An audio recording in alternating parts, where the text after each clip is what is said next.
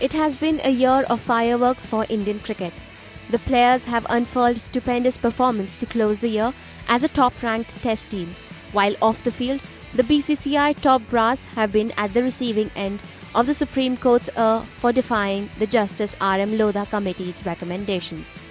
The year started with India reclaiming the lost glory in the T20 format, in which they were the inaugural champions in 2007, and eventually ended with the team completing a 4-0 humiliation of England to consolidate the numero uno spot in the longest format. While Mahendra Singh Dhoni's team lost out to eventual champions West Indies in the World 2020 semi-finals, Virat Kohli ensured that 2016 ended with India extending their winning streak to 18 tests, the longest since March 1987.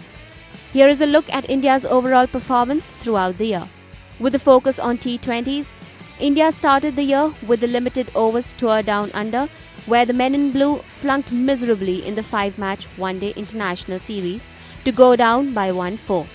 However, India bounced back well in the shortest format, completing a 3-0 whitewash of the Kangaroos in their own den. Back home, India played with Sri Lanka and won the series by 2-1. India headed to Bangladesh for the Asia Cup T20 tournament. In the rain-marred final, India beat Bangladesh and lifted the title. Hosted for the first time in India, India lost to New Zealand in their opening match of World T20. The hosts, however, recovered from the early jolt as they beat Pakistan in their next outing before winning a nail-biting tie against Bangladesh, and then needed a Virat Kohli special to tame Australia in a must-win tie. India went down to eventual champions, the West Indies, in the semi-final played at the Wankhede Stadium, to be deprived of the title once again. A week after the World T20, the Indian Premier League started, and it mostly centred on a marauding Virat Kohli, who took T20 batting to a completely new level, slamming 4 centuries to end as the highest run-getter with 973 runs. Despite his glorious run with the Willow, Kohli's Royal Challengers Bangalore once again failed to lift the title, as they lost to Sunrisers Hyderabad in the final. The IPL followed the brief tour to Zimbabwe, where a second-string Indian side was enough to dish out a 3-0 whitewash to the hosts. India then headed off to the West Indies to kick off their long test season ahead. Kohli led the team from the front in the first test with his maiden double ton to comprehensively beat the hosts by an innings and 92 runs before drawing the remaining 2 matches, as India got back to the number 1 ranking again, albeit for a short while. India suffered a nail-biting 1-run defeat in the first T20 before incessant rain disrupted the next match midway after West Indies' innings. Back at home, India whitewashed the Kiwis by 3-0, but also grabbed their spot back on top of the International Cricket Council.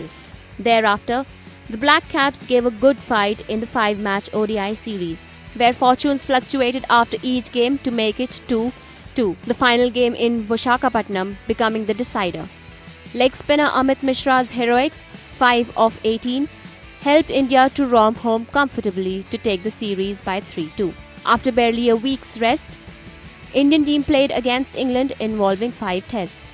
After drawing the first test at Rajkot, Kohli and company took the challenge hands down as India handed Alistair Cook's men a 4-0, drubbing to end the year at the zenith of the test rankings with 120 points. In the limited overs format, India finished the year at number 3 in ODIs and at number 2 in T20s. Off the field, it was the tussle between the Supreme Court appointed Lodha Committee and the BCCI that created the headlines.